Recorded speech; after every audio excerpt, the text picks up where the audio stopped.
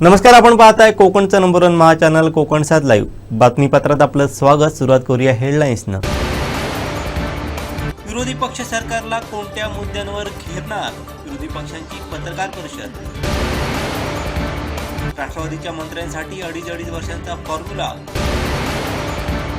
आणि आत्रेच्या गावपळणीला सुरुवात। आता पाहूया सविस्तर बातम्या। परभणी जिल्ह्यातील दगडफेक प्रकरणी न्यायालयीन कोठडीत असलेल्या एका 35 वर्षीय तरुणाचा मृत्यू झाल्यामुळे एकच खळबळ उडाली आहे। या प्रकरणामुळे आता परभणीत पुन्हा एकदा वातावरण तापण्याची शक्यता आहे। रिपब्लिकन सेना पक्षाचे अध्यक्ष आनंदराज आंबेडकर यांनी या तरुणाच्या मृत्यूनंतर महाराष्ट्र बंदची हाक दिली आहे। परभणी येथील घटनेचा आनंदराज आंबेडकर यांनी निषेध केला आहे। तसंच सोमनाथ यांचा मृत्यू संशयास्पद असून त्याची चौकशी झाली पाहिजे अशी मागणी केली आहे। सोबतच त्यांनी या घटनेच्या निषेधार्थ महाराष्ट्र बंदची हाक दिली आहे। परभणी येथील घटनेत पोलिसांनी केलेल्या अमानुष मारहाणीने शहीद सोमनाथ सूर्यवंशी आंबेडकरी तरुण संविधानाच्या रक्षणार्थ पोलिसांच्या कस्टडीत शहीद झालाय। सोमनाथचा मृत्यू संशयास्पद असून त्याच्या निषेधार्थ सर्व आंबेडकरी व संविधानवादी जनतेनं उद्याच्या महाराष्ट्र बंदमध्ये मोठ्या संख्येने सहभागी व्हावं असं आवाहन आनंदराज आंबेडकर यांनी केलं आहे। राज्याच्या आरोग्य क्षेत्रातील पायाभूत सुविधांसाठी अर्थसंकल्पात केलेल्या तरतुदींच्या तुलनेत किती निधी वाटप झाला आणि किती खर्च केलं याचा तपशील सादर करण्याचे आदेश उच्च न्यायालयाने शनिवारी राज्य सरकारला दिलेत। राज्यातील सरकारी रुग्णालये आणि आरोग्य केंद्रांमध्ये वैद्यकीय, निमवैद्यकीय आणि इतर कर्मचाऱ्यांच्या रिक्त पदांचा तपशीलही न्यायालयानं सरकारला सादर करण्यास सांगितलं आहे। अर्थसंकल्पीय तरतुदीनुसार वितरित केलेला निधी खर्च झाला नसेल किंवा केला नसेल तर तो का केला नाही याची कारणेही प्रतिज्ञापत्रात नमूद करण्याचे आदेश मुख्य न्यायमूर्ती देवेंद्र कुमार उपाध्याय आणि न्यायमूर्ती अमित बोरकर यांच्या खंडपीठानं सरकारला दिलेत। उपरोक्त सगळा तपशील जिल्हानिहाय असावा असंही खंडपीठानं प्रामुख्यानं स्पष्ट केलं आहे। काहींना अडीच वर्षांसाठी संधी द्यायची असं ठरलंय, मग त्यामध्ये अनेक मंत्री आणि राज्यमंत्री सामावून घेतले जातील असं विधान उपमुख्यमंत्री अजित पवार यांनी नागपूरमधील पक्षाच्या मेळाव्यात बोलताना केलंय। पाहूयात। आज मंत्रिमंडळात विस्तार होत असताना सर्वांनाच वाटलं की आपल्याला संधी मिळावी। आता सर्वजण ताकदीचे नेते असतात, मात्र जागा मर्यादित असतात। मागच्या वेळी आपण जेव्हा सरकारमध्ये गेलो तेव्हा काहींना मंत्रिपदाचा 1.5 वर्षांचा काळ मिळाला, मात्र आता 5 वर्षांच्या कार्यकाळासाठी आम्ही असं ठरवलं आहे की काहींना अडीच वर्षांसाठी संधी द्यायची। मग त्यामध्ये अनेक मंत्री आणि राज्यमंत्री सामावून घेतले जातील। यामुळे अनेक जिल्ह्यांना प्रतिनिधित्व मिळेल, अनेक भागांना यातून प्रतिनिधित्व करण्याची संधी मिळेल। यावर आमचं महायुतीच्या तिन्ही नेत्यांमध्ये एकमत झालेलं आहे असं अजित पवारांनी म्हटलंय। श्रीदेव रामेश्वर संस्थानमध्ये तोफेचा आवाज झाला आणि आचरा गाव फुटला। तोफेच्या आवाजानंतर काही वेळात संपूर्ण आचरा गाव गुराढोरांसह वेशीबाहेर गेला आणि आचरेच्या गावपळणीला सुरुवात झाली। पाहूयात।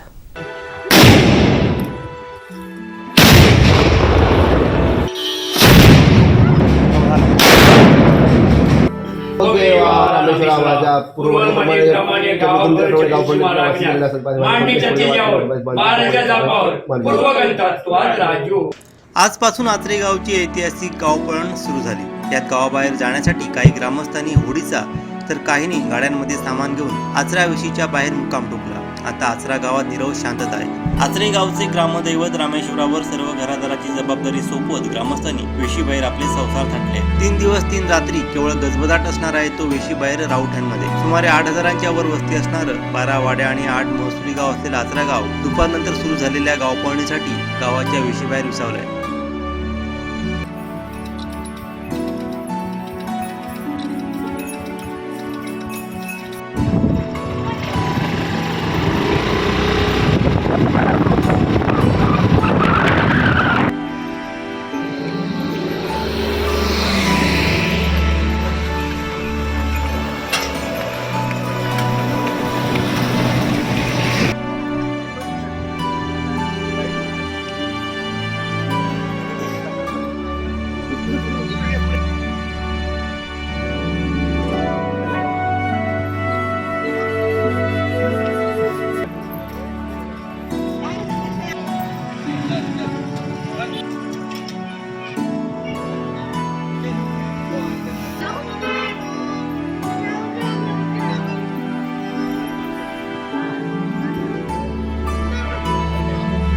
स्टार्ट करूया। श्रीदेव रामेश्वराला वंदन करूया।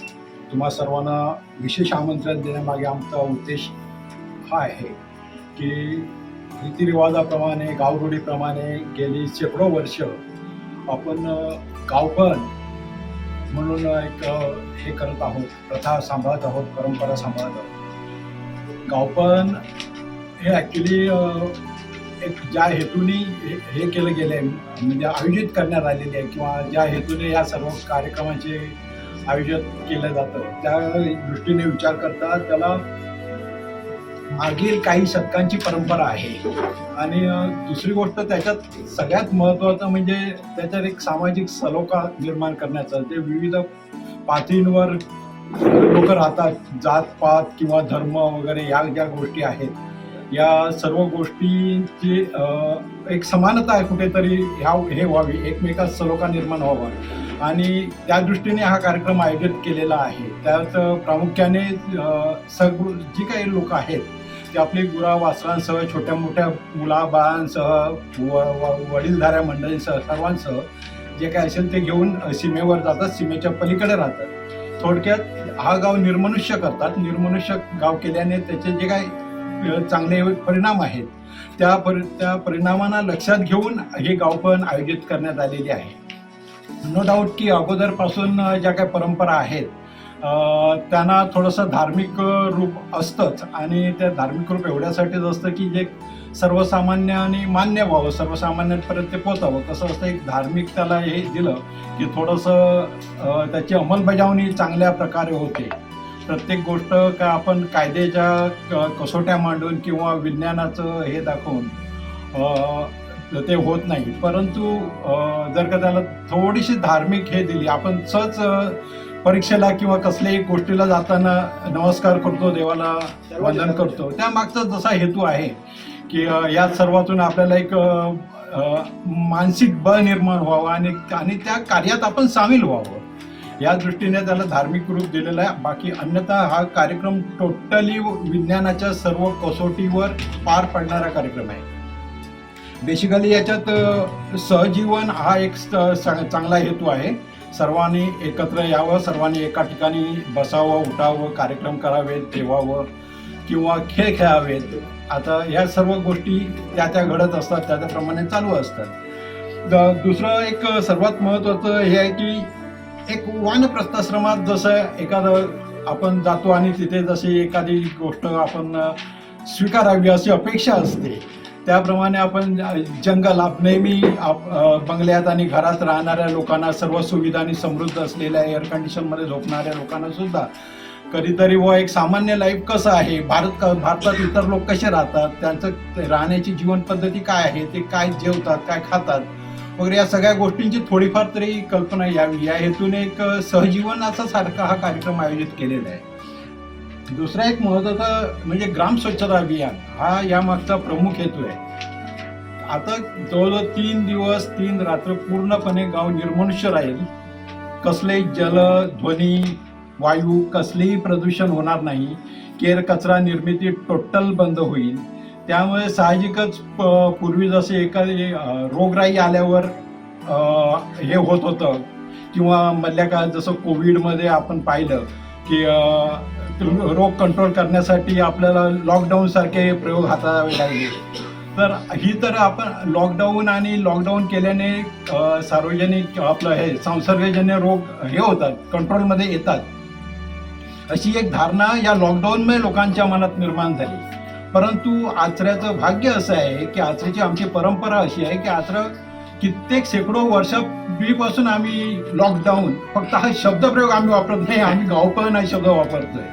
आचरे गावातील 12 वाड्यांपैकी ज्या बाजूची वेस जवळची आहे त्या बाजूला नागरिकांनी वेशीबाहेर वस्ती केली आहे. यात पारवाडी खाडी किनारी भगवंत गड रस्त्यालगत आचरा पुलापलीकडे राहुट्या उभारून ग्रामस्थांनी आपली वस्तीस्थाने बनवली आहेत. केवळ राहण्यासाठी आधार एवढ्याच उद्देशाने राहुट्या उभारल्या गेल्या नसून काहींनी आपले कल्पकतेने त्या राहुट्यांना आकर्षक साज चढवला आहे. भाजपचे आमदार नितेश राणे यांनी मंत्रिपदाची शपथ घेताच सावंतवाडीत भाजपा पदाधिकारी, कार्यकर्त्यांनी जल्लोष केला. फटाक्यांची आतषबाजी करत जोरदार घोषणाबाजी केली. भाजप पक्ष कार्यालयाकडे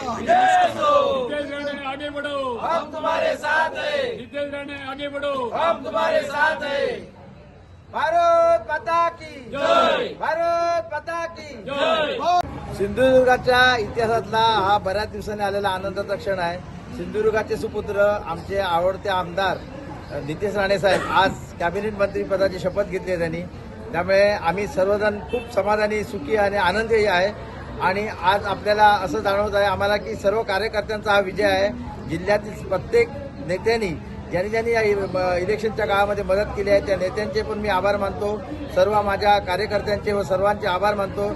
आणि आजचा सुवर्णक्षण हा सुवर्ण अक्षरातच लिहिला जाईल, कारण आपल्या जिल्ह्याचा, सिंधुदुर्ग जिल्ह्याचा नक्कीच कायापालट होईल अशी आमची आशा या निमित्ताने आहे. आणि ती पूर्ण 100% होणार याची आम्हाला खात्री आहे.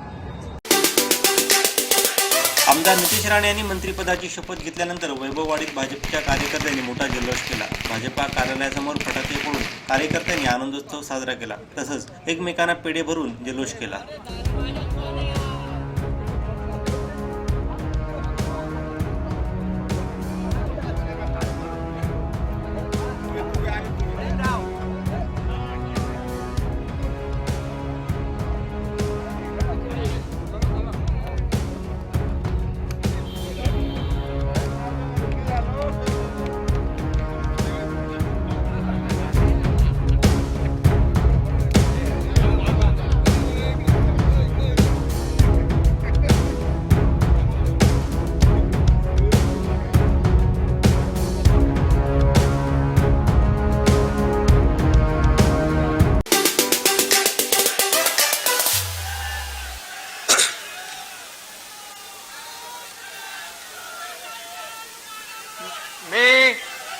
मी नितेश नीलम नारायण राणे ईश्वर शास्त्र शपथ घेतो की कायद्याद्वारे स्थापित झाले आहे अशा भारताच्या संविधानाबद्दल मी खरी श्रद्धा व निष्ठा बाळगीन.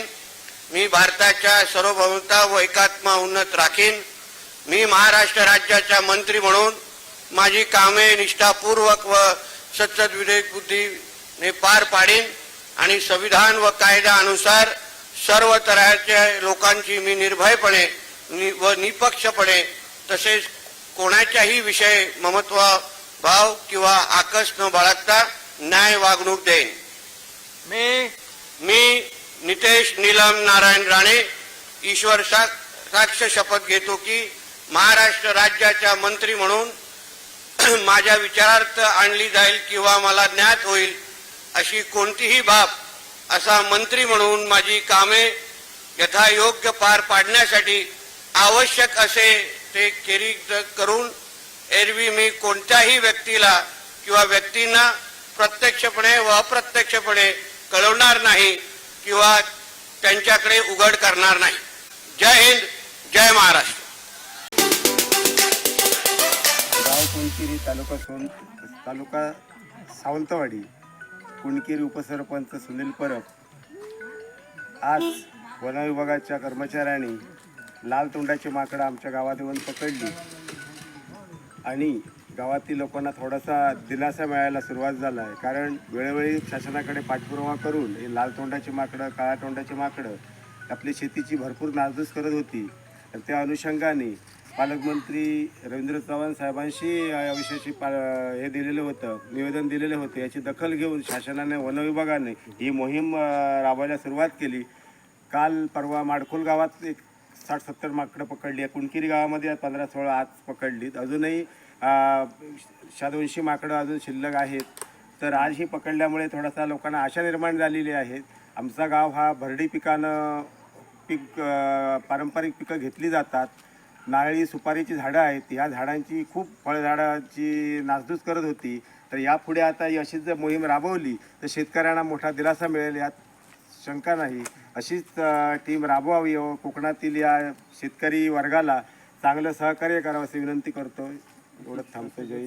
मी तानाजी धनाजी सावंत, पोलीस पाटील कुणकेरी. मी प्रथमतः वन विभागाच्या रेस्क्यू टीमचे स्वागत करतो आहे. कुणकेरी गावात हे लाल तोंडाची माकडं आहेत, ती भयंकर उपद्रवी ठरलेली आहेत. त्यानिमित्ताने आमच्या गावातील ग्रामस्थांनी वन विभागाकडे वारंवार तक्रारी किंवा निवेदनं देऊन ते आज त्याची वन विभागाने दखल घेऊन कुणकेरी गावात उपद्रवी ठरत असलेले लाल तोंडाची माकडं आज वन विभागाच्या रेस्क्यू टीमने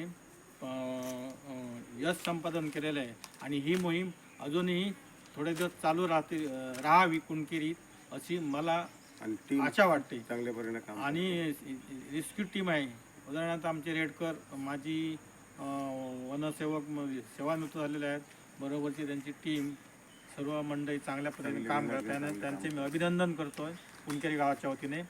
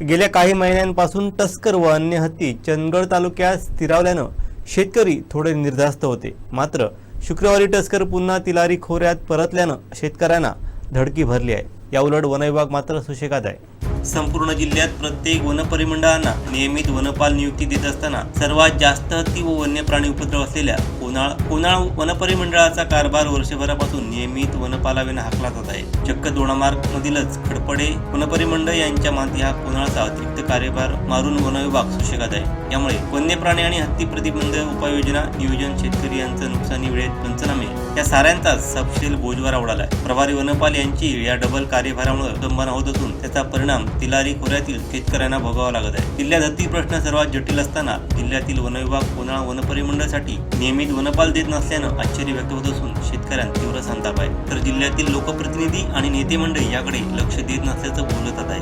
सावंतवाडी तालुक्यात ठिकठिकाणी दत्त जन्मोत्सव मोठ्या भक्तिभावानं साजरा करण्यात आला. दिगंबरा श्रीपाद वल्लभ दिगंबराच्या नामघोषात सावंतवाडी दुमदुमून गेली होती. शहरातून प्रतिवर्षाप्रमाणे दत्त पालखी मिरवणूक काढण्यात आली.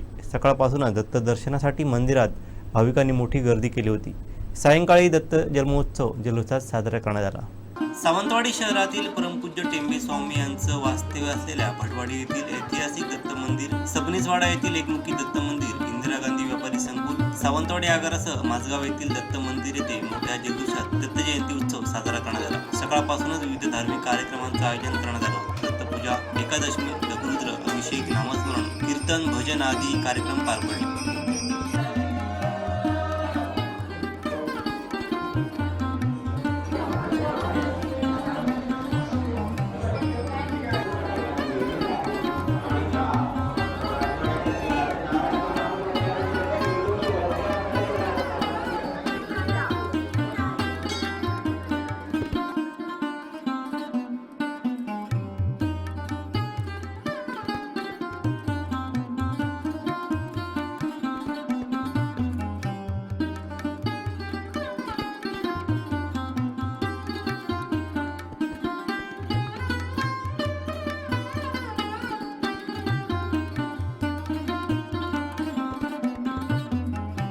माझगाव येथील दत्त मंदिर पालखी मिरवणूक शहरातून काढण्यात आली.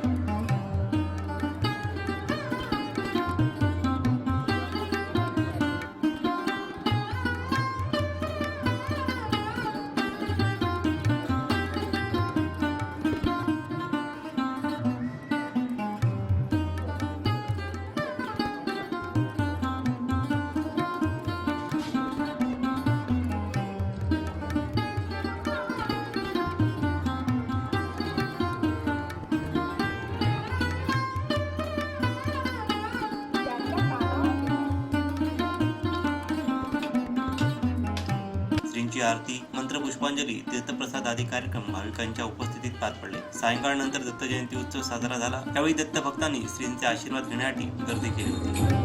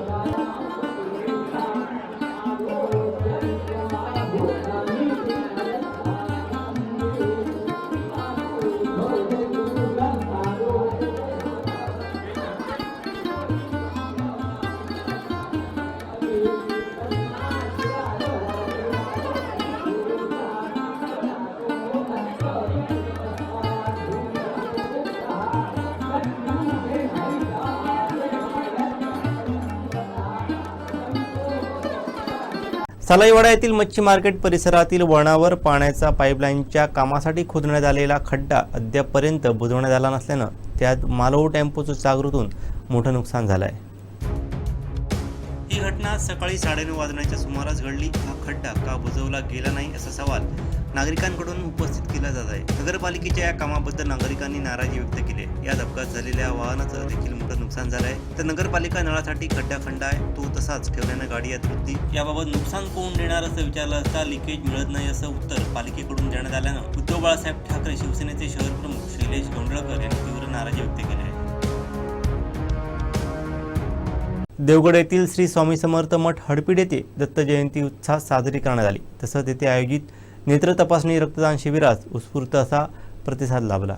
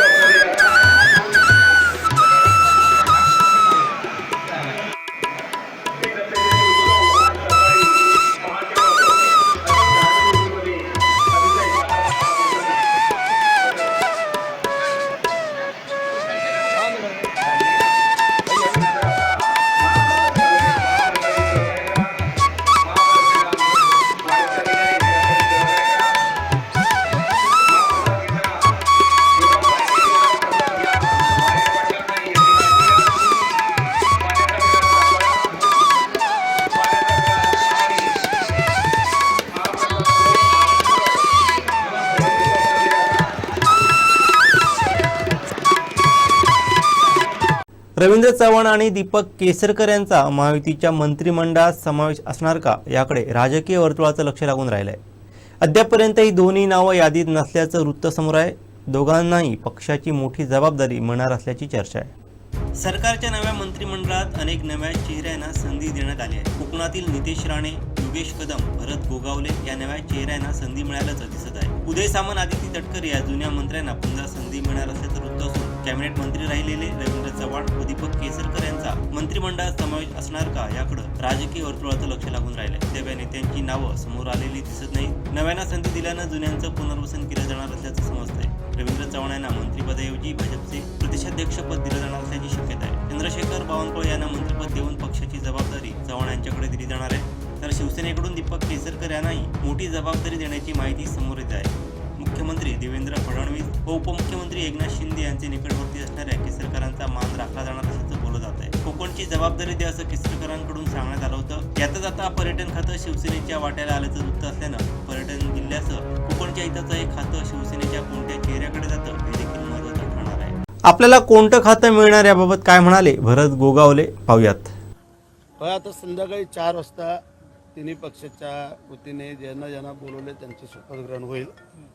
तर 4 वाजताची तयारी सगळी झालेली आहे राजभवनवरती आणि त्याच्यावरती जे साहेबांनी आम्हाला कल्पना दिली ते आम्ही सगळे शपथ घेणार.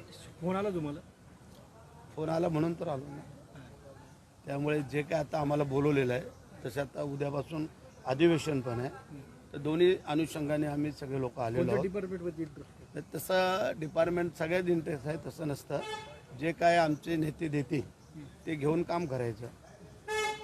तरी पण काही म्हणजे तुम्हाला अशी काही कल्पना देण्यात आली नाही? कल्पना काय नसते त्याची. तर पहिलं मंत्रिपदाची शपथ घेतली जाते नंतर मग खाते वाटप केले जातात. जो काम करणार आहे त्याला कुठलंही खातं मिळालं तरी तो ते काम करू शकतो. तुम्हाला कोणत्या खात्याची अपेक्षा आहे?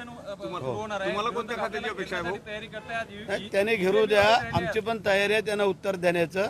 त्यांचं काम आहे घेरण्याचं, आमचं काम आहे उत्तर देण्याचं आणि ते आम्ही उत्तर तयार ठेवलेले आहेत. काळजी करायचं काम. आज महाविकास आघाडीची ईव्हीएम विरोधामध्ये रॅली निघणार आहे ना? हा ठीक आहे ना, निघू द्या ना. त्यांचं काम तेच आहे. आता दुसरं काय राहिलेलं नाही आहे. कारण ज्या वेळेला खासदारकीच्या निवडणुका झाल्या त्यावेळेला त्यांना सुचलं नाही आणि आता सुचतं आहे. त्याला उत्तर देऊ आम्ही. नागपूर इथं होणाऱ्या हिवाळी अधिवेशनात विरोधी पक्ष सरकारला कोणत्या मुद्द्यांवर घेरणार पाहूयात. खरं तर ईव्हीएमच्या आधारावर आलेलं हे सरकार मार्कळवाडी सारख्या अनेक गावात शहरात ईव्हीएमला विरोध होऊनही या गावातील गावकऱ्यावर गुन्हे दाखल करणारं हे सरकार, सोयाबीन असेल धान असेल याला भाव न देणारं हे सरकार,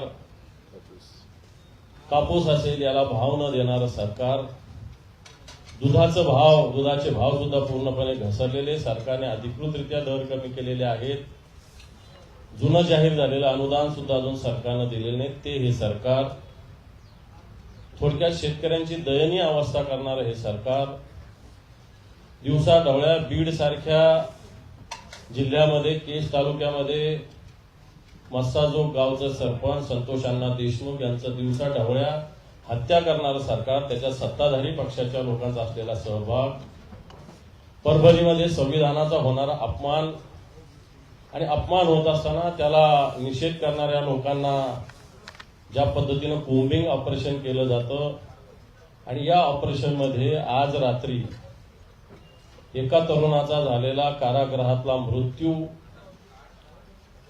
अशी सगळी स्थिती असलेलं हे सरकार आणि हे सरकार मिरवणुकीत गुंतलेलं आहे. आता माननीय मुख्यमंत्र्यांची मोठी मिरवणूक चालू आहे, परंतु या प्रश्नाकडे सरकारचं लक्ष आहे की नाही अशा प्रकारची स्थिती आहे. अशा स्थितीमध्ये हे जर खून करणाऱ्या राजकीय गुंडांना आश्रय देणारं जर सरकार असेल तर मग चहा पाण्याला जाण्यात काय अर्थ? महिलावर खुल्या अत्याचार होत आहेत, बलात्कार होत आहेत, त्या संदर्भात गांभीर्य नाही आणि त्याच्याही पलीकडे जाऊन हे राज्य या संदर्भात चर्चा होत असताना या राज्यातील सामान्य माणूस, शेतकरी, शेतमजूर यांच्या हक्काचं संरक्षण करण्याची सरकारची भूमिका या अधिवेशनाच्या अल्पावधीमध्ये दिसून येत नाही आणि म्हणूनच आम्ही चहा पाण्यावर बहिष्कार घालण्याचा निर्णय घेतलेला आहे आणि हे अधिवेशन अधिक कालावधीसाठी चालवावं अशी सुद्धा मागणी आणि इच्छा आम्ही प्रदर्शित केलेली आहे. पाशवी बहुमताच्या जोरावरती आम्ही काय वाटेल ते करू असं जर तुम्हाला वाटत असेल तर ह्याच महाराष्ट्रातनं बलाढ्य असं इंग्रजांना भारत छोडो हा आवाज देणारा मुंबईतनं आवाज निघाला आणि अखेरीस ब्रिटिशांना जावं लागलं. तसंच या ईव्हीएमच्या आधारावरती निवडून आलेलं हे सरकार, त्याचा आवाजही महाराष्ट्रातच फुटला आहे. मार्कडवाडीला पहिलं आंदोलन झालं, ते मार्कडवाडीला झालेलं आंदोलन चिरडून टाकण्याचं काम या सरकारने केलं. नको त्यांना आरोपी दाखवून त्यांना अटक करण्याचा प्रयत्न केला. सगळ्यांची मुस्कटदाबी झाली. पण मला आनंद ह्या गोष्टीचा आहे की एक मार्कडवाडीहून लोक थांबली नाहीत, तर आज जिल्ह्या गावागावामध्ये विरोध प्रदर्शन होत आहे. आणि महाराष्ट्र जेव्हा पेटतो तेव्हा एक क्रांतिकारी भूमिका देश घेतो, हा या देशाचा इतिहास आहे. त्यामुळे ईव्हीएम विरुद्ध महाराष्ट्रात सुरू झालेली लढाई आता देशभर वणवा पेटवेल याबाबत आमची खात्री आहे. आणि त्यामुळे या अधिवेशनामध्ये बीड असो, बीडमधल्या सत्ताधारी पक्षाच्या नेत्यांचा जो गुन्हेगारी इतिहास आहे, त्याच्यातनं झालेल्या हत्या, 32 हत्या 2 वर्षात, याची चौकशी व्हावी. परभणीमध्ये जे काय झालं याचीही चौकशी व्हावी. आणि ह्या पार्श्वभूमीवर अशा माणसाचा मंत्रिमंडळात समावेश करून महाराष्ट्राची लाज चव्हाट्यावर आणण्याचं काम झालेलं आहे. त्याचा आम्ही विरोधी पक्ष म्हणून निषेध करतो. आणि एक दुसरं आपण पाहिलं की महाराष्ट्रामध्ये गेले 2.5 वर्ष मराठा आरक्षण, धनगर आरक्षण, ओबीसी आरक्षण या विषयाला घेऊन महाराष्ट्र पूर्ण पेटवला गेला होता. आणि सरकार तेच होतं जे आज आहे, ते मधून आता आलं. या सरकारने ती पॉलिसी, आता आम्हाला माहिती आहे की आज रिप्लाय करत असताना आम्ही जे पत्र दिलेलं आहे त्याची कॉपी पण आम्ही आपल्याला देतो. तर ते रिप्लाय करत असताना ते सांगतील की मागच्या वेळेस सांगितलं एवढा मोठा अर्ज नसतो, एवढी काही माहिती द्यायची नसते. विदर्भात अधिवेशन, विदर्भाची चर्चा नाही. आता विदर्भातही सगळे प्रश्न मांडलेले आहेत. मला असं वाटतं की सत्ता पक्षाने फेकाफेकीची उत्तर करू नये. विदर्भामध्ये मोठ्या प्रमाणात शेतकऱ्यांच्या आत्महत्या आहेत, हे त्या नाकारता येत नाही. आकडे सरकारचेच आहेत. जे आकडे आहेत ते सरकारचे आहेत, ते पण कमी आहेत. त्याच्यापेक्षा जास्त आत्महत्या झालेल्या आहेत. बेरोजगारांचा प्रश्न अजून भयानक आहे. आणि सोयाबीनला देवेंद्र फडणवीस साहेबांनी प्रत्येकाचे तिघांचेही जे मॅनिफेस्टो आहे ते वेगळे वेगळे आहेत, पण जवळपास सारखं साम्य आहे. ते मॅनिफेस्टो आम्ही विधानसभेत दाखवणार आहोत. पण जे मॅनिफेस्टोमध्ये त्यांनी त्यांच्या जाहीरनाम्यामध्ये ते जाहीर केलेलं होतं त्याप्रमाणे कापसाला 9,000 रुपये, सोयाबीनला 7,000 रुपये, शेतकऱ्यांचं सरसकट कर्ज 3 लाख रुपये माफ करावं तातडीनं, आणि आमच्या लाडक्या बहिणींना 2100 रुपये देण्याचं त्यांनी मान्य केलं होतं. पण आता तुम्ही ज्या त्याच्यात अटी शर्ती लावून आमच्या लाडक्या बहिणींना कमी केलं जाते, तर तसं केलं नाही पाहिजे. जे सुरुवात तुम्ही केलेली होती सरसकट आमच्या सगळ्या लाडक्या बहिणींना पैसे देण्याची, ती त्या पद्धतीचीच ती असावी.